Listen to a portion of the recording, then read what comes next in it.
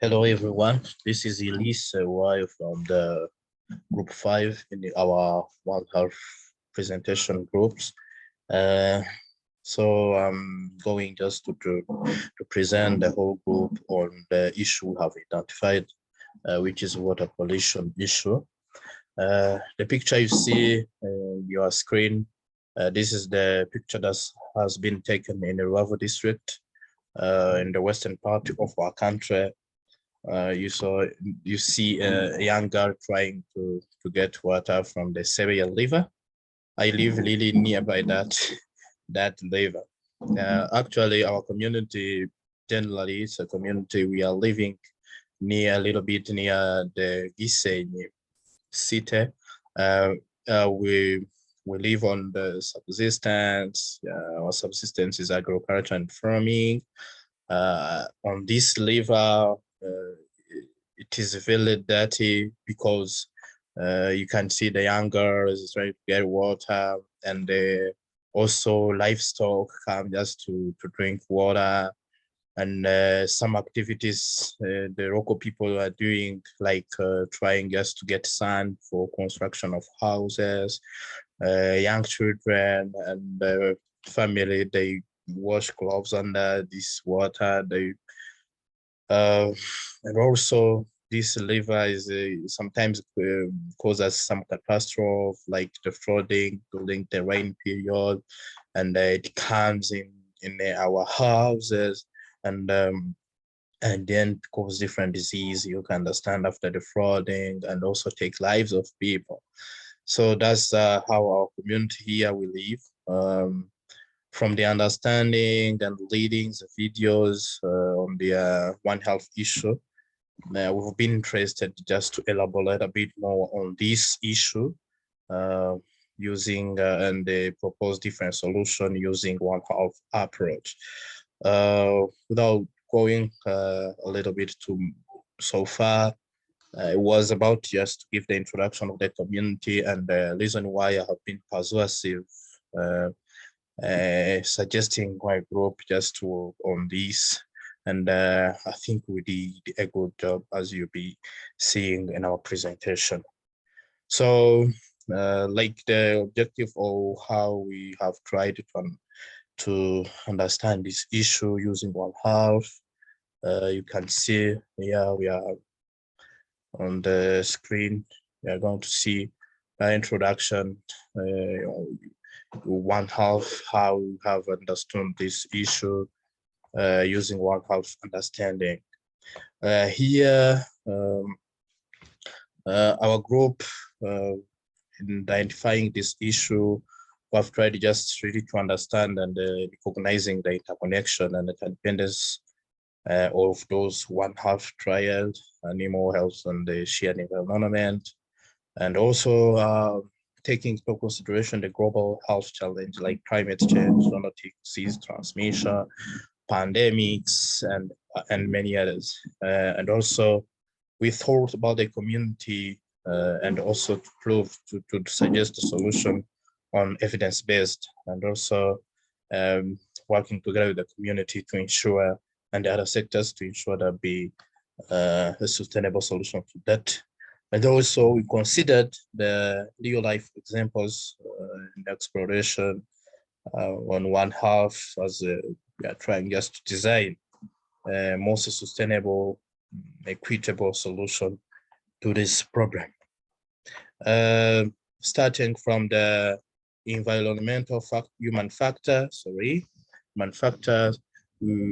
have made our reflection and reference to the existing situation we have presented. For human factors, factors that are contributing to this issue that have been identified, as you have seen on the picture, it is contaminated water, and this is caused by different things like human activity, as I said, people trying doing the agriculture near the river, those who are trying to get sand from the river for their construction purposes, and also it has been like where all materials and waste are thrown liver of Serbia. And for your information, this liver go in directly in the lake of Kivu. I mean, those who've been in Ixeni, they know the lake of Kivu. And also this human activity animal, and you remember I told you the animal, they come down, take water, to drink water, and some slight recreational place for young children and watching crop stations in our region. And also, all those dirtiness and due to the unclean water, they harmful to animal, to end human as well. They cause diarrhea and the cholera. In the past, our district has been got some case of cholera, and also this also is the source of the cancer and other non-communicable disease due to some materials like plastics that we eat fish from the lake Kivu, so it may be just harmful for us while we are trying to use just the materials that have been thrown by the population. And also during the flood, we lost life and due to flood in the rain period, and also the contamination is easy in our community, young people, young children, and even the adults, as they see it as an easy way to get their work done. And also on animal factors, they contribute to the uncleanness of our liver, and it may cause disease also. Also the animal waste, and also they pollute you have seen the color of the river, and also human activity, and the animal coming down there to take to drink water, and those the children washing crops and they swimming in. So it's related to different infectious diseases like those diarrhea, and especially the most known as the E. coli.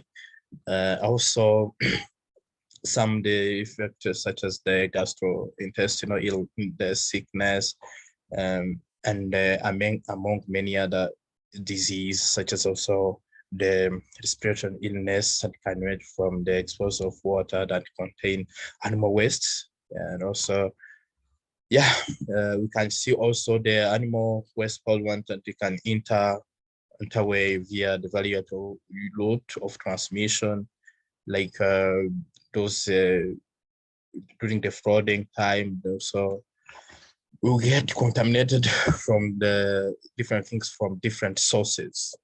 This also the environmental factors from our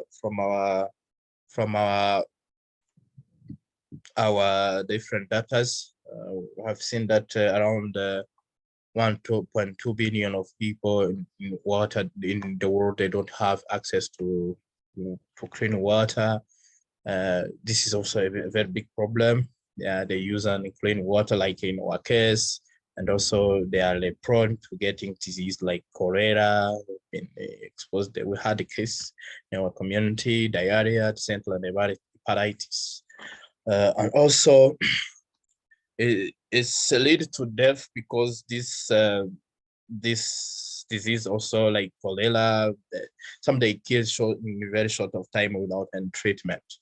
Okay, the other things also we might think about the cause, like animal debris, human activities, plastics, and also we had in our legend the volcanic emission, like also it is from the DLC. It's another issue for us that causes different harm.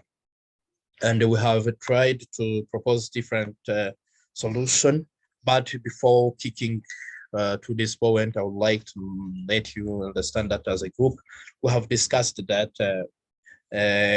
cross-sectional interdisciplinary is highly needed for this issue, for this solution to be sustainable and also long-lasting. long for a last time.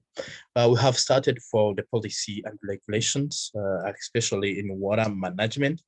The policymaker and as in all sectors, whether environmentalists, whether the government and other stakeholders should just design a policy for water management, like river water management, monitoring and treatment, domestic water consumption, water efficient. This should be a policy that include in providing clean water to the community.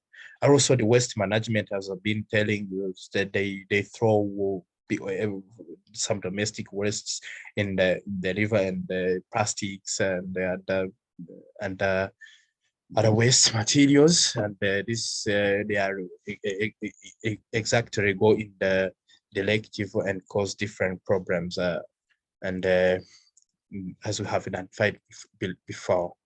And also we have also reflected on the source of pollution and identification control, where we have to identify along all the sectors from different expertise the source of pollution and identification and control. We have listed them, like those human activity, like where those wastes are coming from, and the strategy just to restrain those wastes from being thrown in the river, our river of Sebeya, and also this system facility level mitigation strategies, like a strong monitoring and evaluation system on this issue if they are being respected.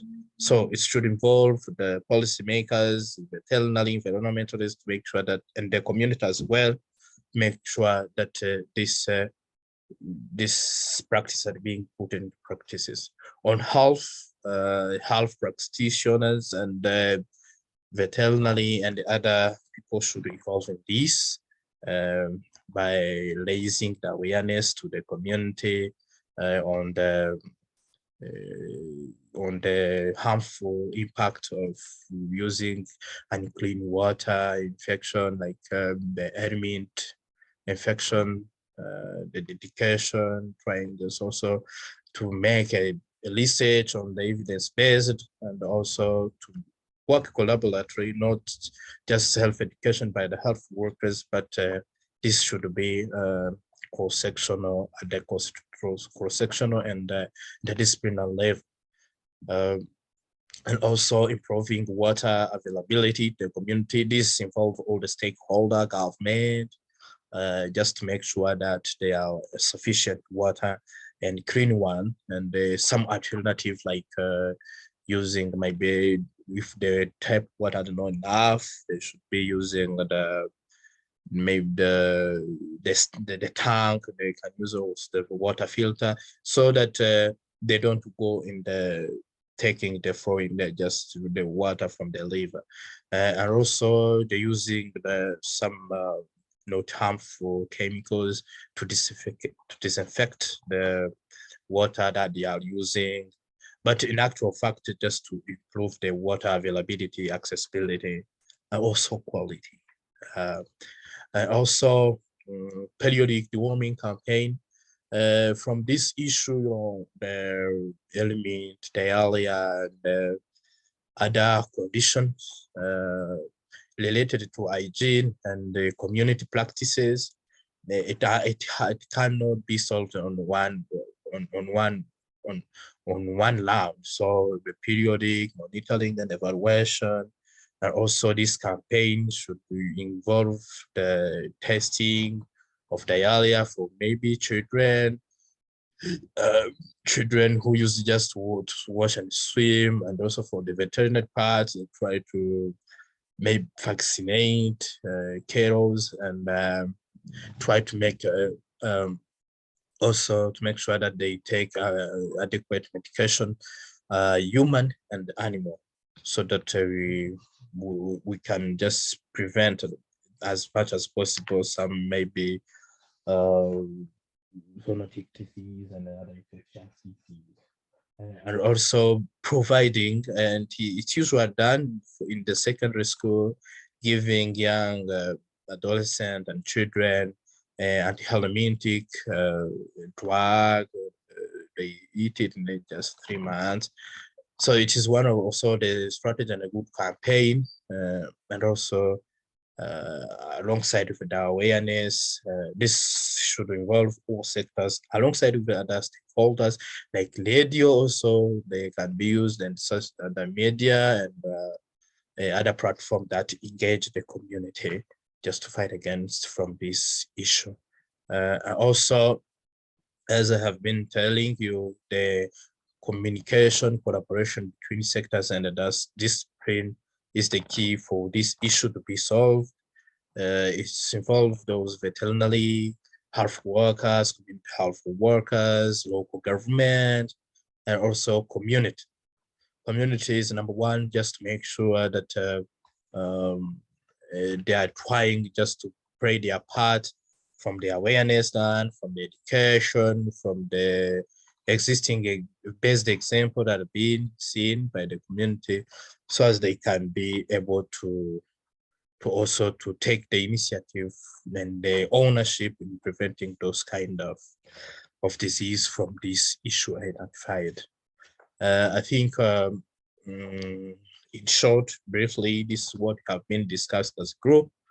And would love to hear from the feedback and to explore more about this issue and make a good research on this, because it has been interested for both of us. And finally, I thank you for your kind attention. And as one global health leader, we should also always think about this weak problem like this one, causing death, causing the stunting growth, causing different environment, climate change, and the other One Health related things. So we should take action as we have been able to identify the One Health approach into action from this identified issue. So I thank everyone. Thank you for your kind attention. And this is the end of our presentation. Thank you very much.